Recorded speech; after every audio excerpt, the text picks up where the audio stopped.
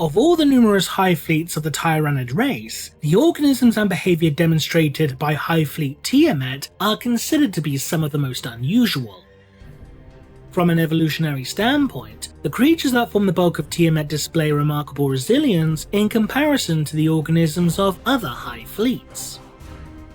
The bioforms of Tiamet have evolved a toughened, diamond-hard exoskeleton capable of dissipating energy blasts and resisting intense kinetic force, providing the creatures of this particular Hive fleet extraordinary protection against most forms of conventional weaponry.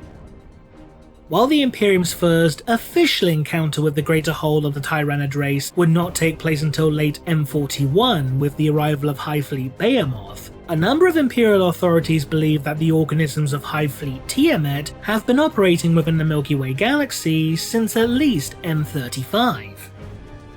It has even been suggested that the first documented sightings of the organisms known as Gene Stealers had originated from within the birthing pools of Tiamet before eventually making their way to the moon of Imgal. In stark contrast to the behavioural patterns demonstrated by the other tendrils of the vast and innumerable Tyranid swarm, which are primarily focused upon the locating of and subsequent consumption of biomatter, the organisms of Tiamet demonstrate behaviour that is by comparison, quite simply, anomalous. The 7 life-sustaining worlds of the Tiamet system, from which both the Hive Fleet takes its name and where it has been most commonly observed, still retain fully intact biospheres. In fact, it would appear as if Hive Fleet Tiamet is actively protecting and defending these particular worlds, which would presumably explain as to how they are still able to retain fully functioning ecosystems despite the forces of Hive Fleet Kraken rampaging unchecked throughout the neighbouring systems. Even after the planets of the Tiamet system were bombarded with fusion bombs, life upon each of these worlds would continue to prevail. According to various xenologists, the organisms currently inhabiting the worlds of the Tiamet system appear to share a common ancestry, suggesting that they could very well be descended from a number of feral Tyranid bioforms.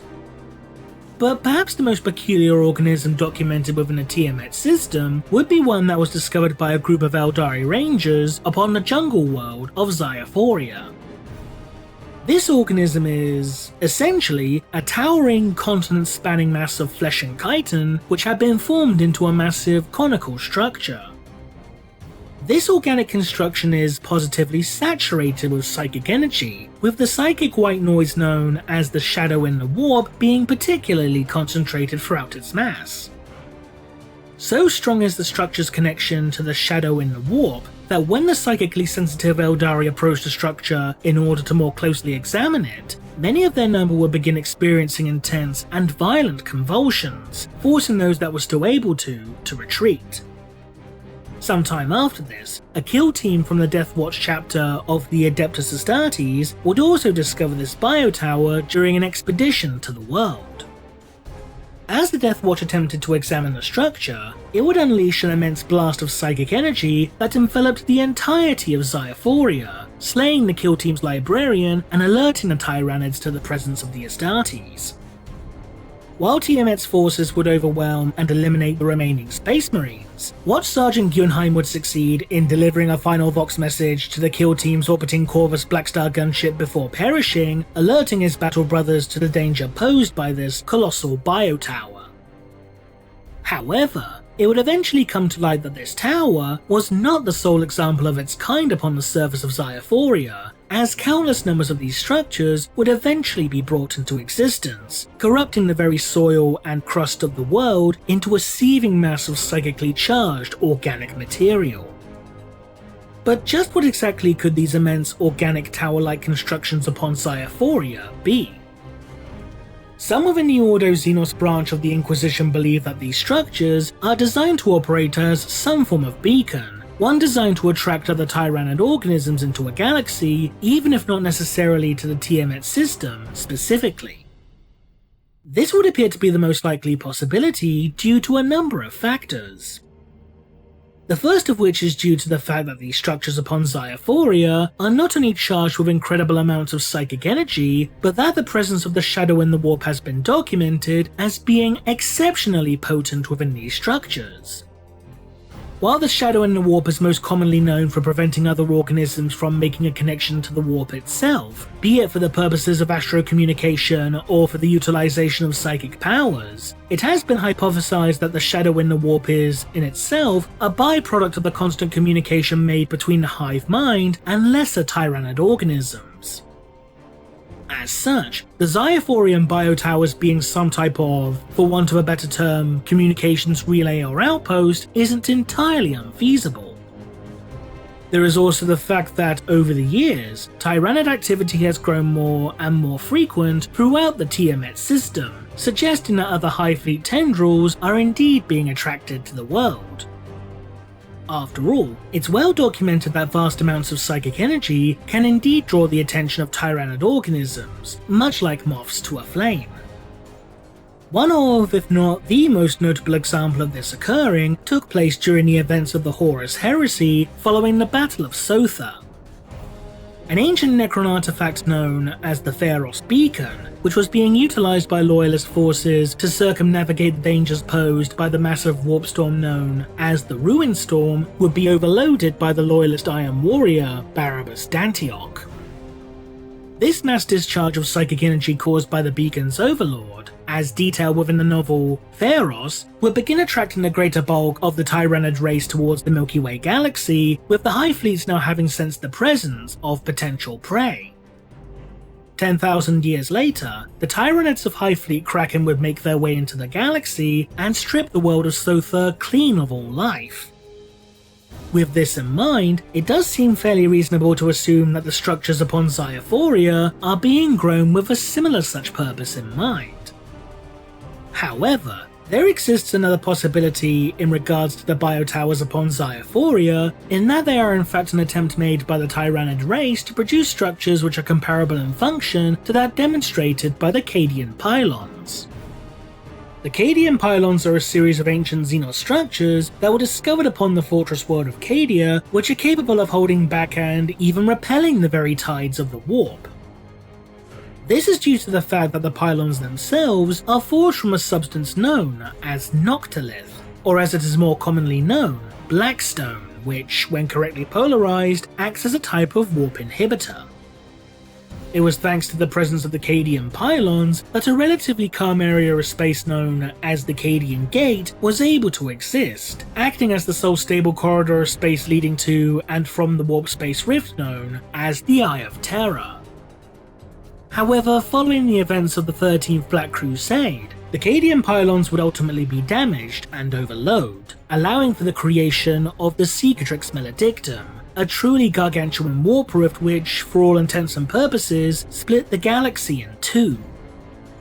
Because the biotowers upon Ziaphoria display an incredibly strong connection to the shadow in the warp, which to reiterate is capable of blocking most forms of psychic phenomena, then it's certainly a distinct possibility that the intended function of such structures is indeed analogous to that of the Cadian pylons.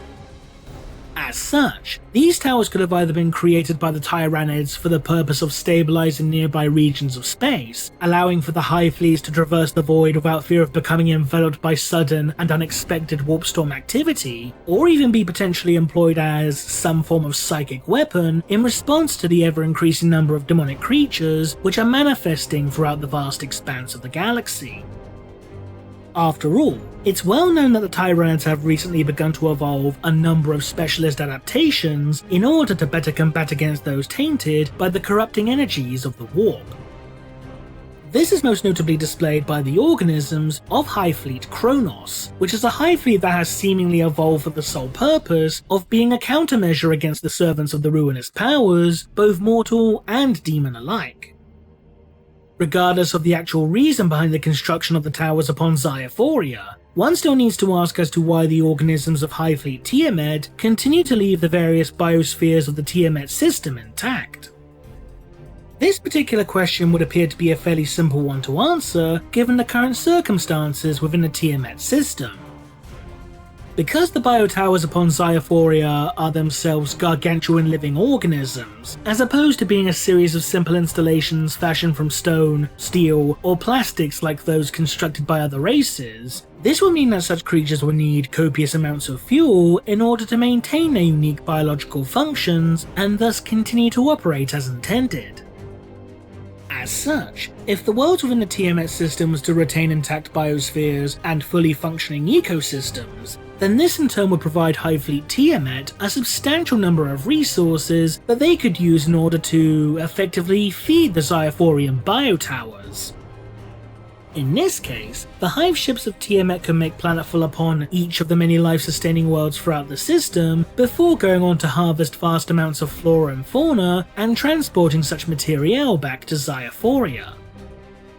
This in turn could also provide an explanation as to why much of the wildlife throughout the Tiamet system is seemingly descended from the same common ancestor, as Hive Fleet Tiamet could have effectively seeded these worlds with specialist non-combative bioforms which have been engineered for the sole purpose of serving as, for lack of a better term, livestock, perhaps even to the point where the meat of such creatures is exceptionally high in terms of both calories and nutrients, allowing them to provide the necessary and copious amounts of fuel required for the Ziaphorian towers to remain operational.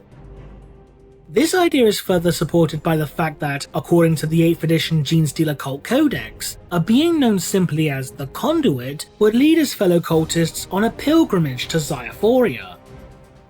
Those who set foot upon the world's surface would immediately fall under the thrall of Tiamet, before heading back into the depths of space to act as, for lack of a better term, missionaries, seeking to spread the creed of Tiamet to as many Imperial worlds as possible.